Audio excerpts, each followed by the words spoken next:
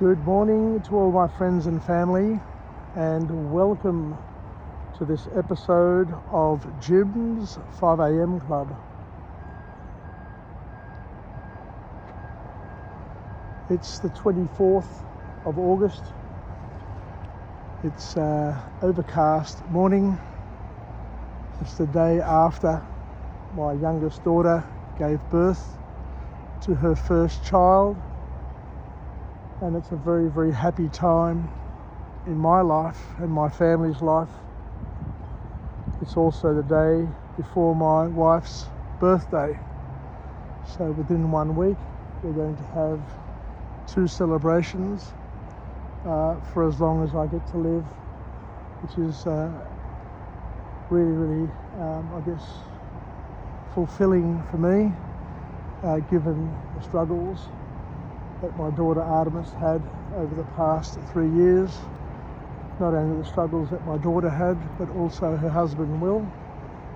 But with faith, with prayer, with help from medical professionals, encouragement from a lot of people, and love that we've received from a lot of people, she was able to get to the point where she too was gifted with a beautiful baby daughter whose name is Poppy, and hopefully they can live happily and healthily ever after as a family.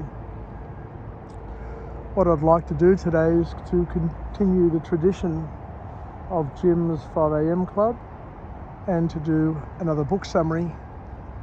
And today's book summary is entitled The Art of Aliveness by a female author named Flora, Bowley. What I have noticed over the past couple of years, having gone through well over 1,000 book summaries, is the number of female authors have increased, which is great to see that the perspective, the knowledge transfer is growing, is changing, and we are getting a variety of views from a variety of authors, people who have written 10 or so books or 20 books, and others who have written just the one. But the beauty of book analysis and book reading is that when somebody sits down to write a book, what they engage us in is in a thing called deep thinking. You can't sit down and write a book and for it to be totally shallow thinking. A lot of deep thought needs to go into it. And when we say deep thought, what we're talking about here is digging deep into our soul, into ourselves, and identifying and expressing those things that are most unique to us as individuals. And the great thing about books and written knowledge and captured knowledge is that it represents OPE. OPE means other people's experiences, and is extremely valuable, because what we can do is we can leverage OPE, we can leverage other people's experiences and live multiple lives at the same time. If you live your own life and you go through your own experiences, your life is the expression of one. But if you're able to tap into the experiences, the many wonderful experiences and the accumulated knowledge from generation upon generation from different cultures, then what you're able to do is you're able to supplement your own 1x lifetime with other people's lifetimes, and you're able then to complement and supplement your life with the wonderful experiences that other people have been able to capture and pass on. Because at the end of the day, each and every one of us have a duty, have a responsibility to live our lives, but not only to live our lives selfishly, but to live, love, and pass it on. No, we need to not only live our lives selfishly, we also need to live our lives selflessly, and we also need to pass it on. And for the lessons and the things that we have learnt, the expressions that we have gained, to not be just a lifetime's worth, but to be passed on to others so that they can grow and develop from the foundation that we have helped generate. The author here kicks off the book summary with an observation where she says that aliveness honours darkness and light. So in order to be alive, what she's suggesting is that you need both light and dark. You need both good and bad. You need both positive and negative, high and low. So what we need to incorporate and to embrace is the fluctuations from the various aspects. So awareness honours darkness and light, growing more palpable with the contrasts. The beauty about living a life, about living a free life, is that we have the freedom to travel and to journey into darkness and light, and to use those contrasts to complement and supplement our experiences, to generate feelings and to learn things and to express things in ways that not too many in the animal kingdom can appreciate or receive. The author goes on to say that aliveness is creativity, aliveness is movement, aliveness is connection, and we all crave to be creative. We all crave to be able to freely move from place to place, from time to time, and we all crave the connection that we have. And we also crave validation and connection. And that's why many of us, in fact all of us, are validated in our relationships with each other. Because at the end of the day, if there's no other in our lives, if we're just by ourselves, then you don't have a relationship, you don't have connection, and you basically don't have personhood. So the reason why we are who we are is in relation to other people. We are referenced to other people. When children are born, they change the environment in which they're in. For example, my daughter Artemis and my son-in-law, my son Will, yesterday were redefined. They've gone from being a married couple, which previously they were just two separate individuals, have gone to become a married couple, and now they are now defined forever and ever. There won't be a time from now on where they won't be defined as mother and father. And Paul and I and Phil and Wendy have additional grandchildren. We'll have an additional person in our lives that will see us as a grandparent and will enable us, will invite us to express our love, our connection as a grandparent, as well as other people. Become cousins. My other granddaughters become, cousins of Poppy, and the connection is established with every birth of every person. And with each establishment of a connection becomes the validation of the individual, and we become referenced to each other and indelibly connected in some way to each other. The other brilliant thing that the author said, which really was mind-boggling, I just love this. I love this quote, is when she went to an art class, her art teacher came out to everybody and said, "We all have 1,000 bad paintings in us, so let's get started and let them go."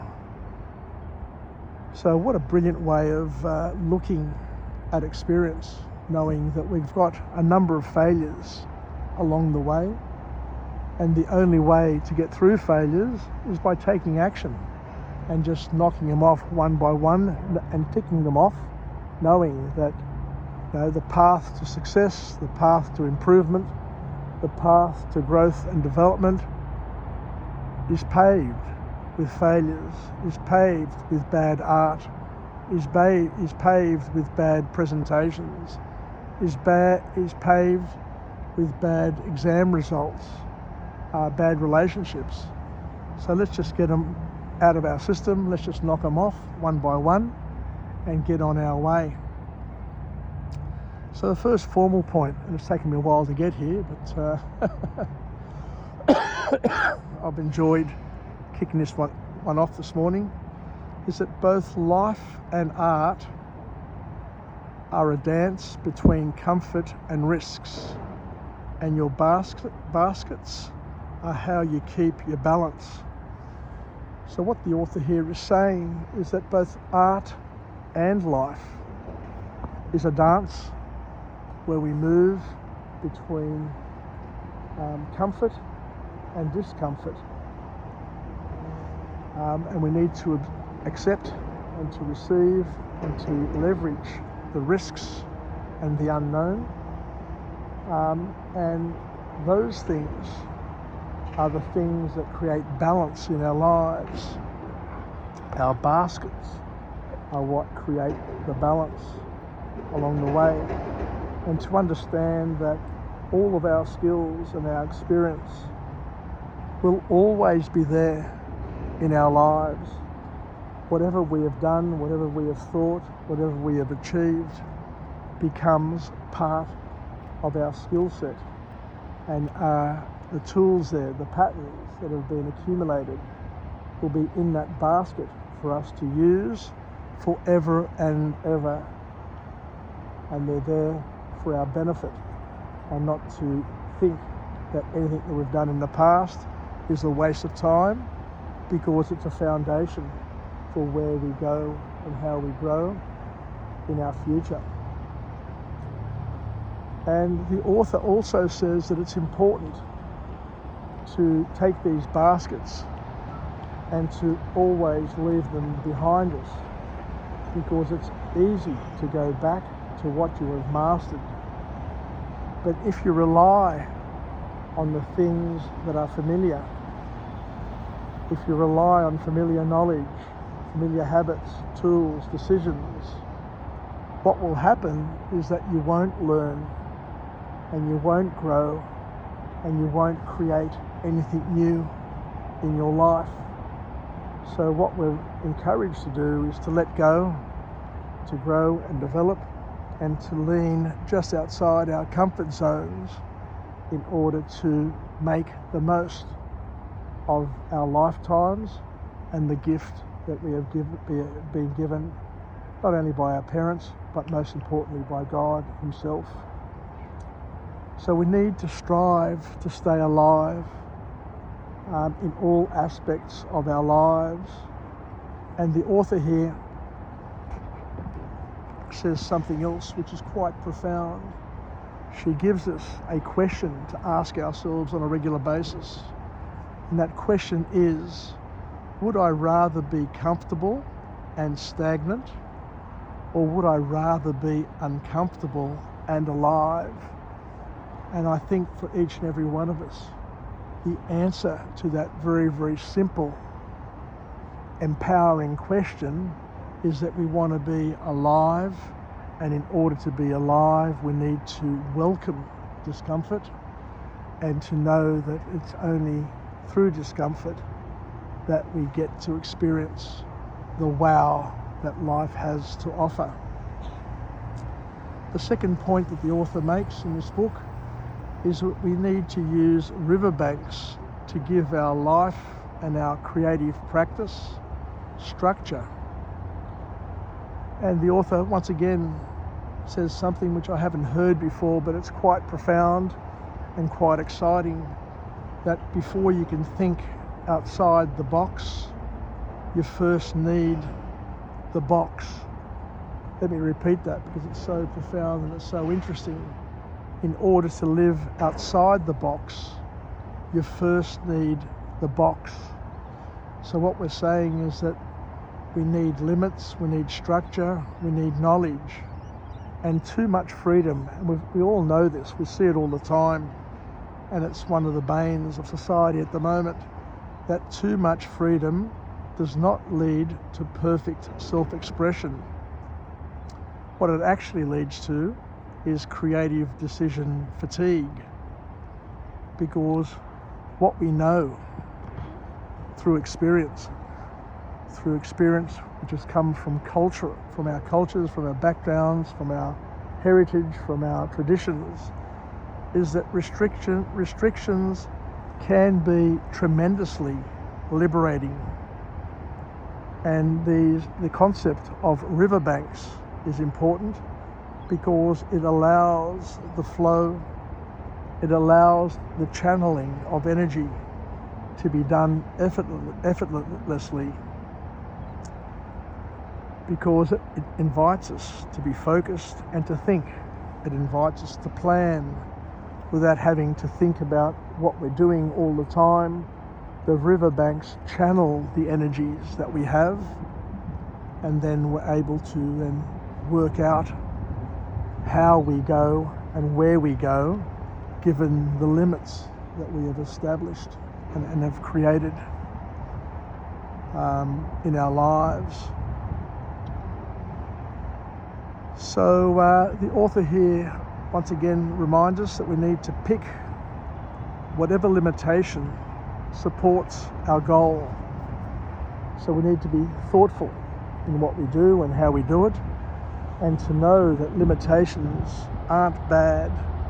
Limitations actually focus us and get us moving in a direction that we need to move, help us build up momentum, and we can change those limitations depending on the goals that we have and what we want to achieve. So the riverbanks aren't fixed, just like the riverbanks aren't fixed on a river.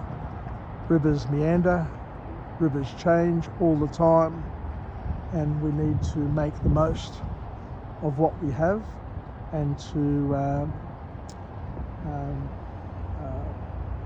work with what we have. The third point and the last point the author makes in this book is that, like a painting, life has many layers. A simple book, but a very, very profound lesson that we've been able to learn here. And I love this lesson, and this is something really, really powerful and really interesting, to look at your life and to know that each person's life has many layers. Just like a painting that has layers, so do our lives. Just like a painting's got lots of different colours that are mixed together, just like a painting has different textures and different materials, so too our lives can be viewed the same, and to welcome the fact that we have different layers and different colours, and we need to be able to smoothly move between our past, our present and our future, and to know that it's all part of our lifetime, and nothing should be taken for granted, and nothing should be taken without thanks and without gratitude, I guess is what I'm trying to say. The other thing that the author talks about here is the importance of having rituals in our lives, because rituals can convert grief to compassion, fear to insight, and anger into righteous hope. We can use rituals to break the rut in our lives. So the author here focuses on the power of rituals, and to also once again reiterate that each layer in our lives is a story of our lives, and it sets the stage for the next chapter to unfold. So there you go. Thank you very much for joining me on this episode of Jim's 5am Club. This episode is episode 1561, and I'm slowly but surely getting to 2,000 vlogs. I initially set myself a goal of doing 1,000 within 3 years. Then with COVID, I got to panic, and I said I'll try and knock out 1,000 within a year, which I did. But getting to the second 1,000 is going to take me a lot longer. I want to do it at my own pace, without being pressured, and to enjoy the journey. So once again, thank you.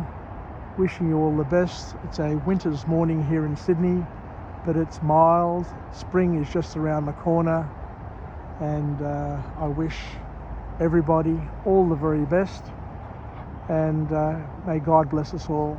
Yassas, and bye for now.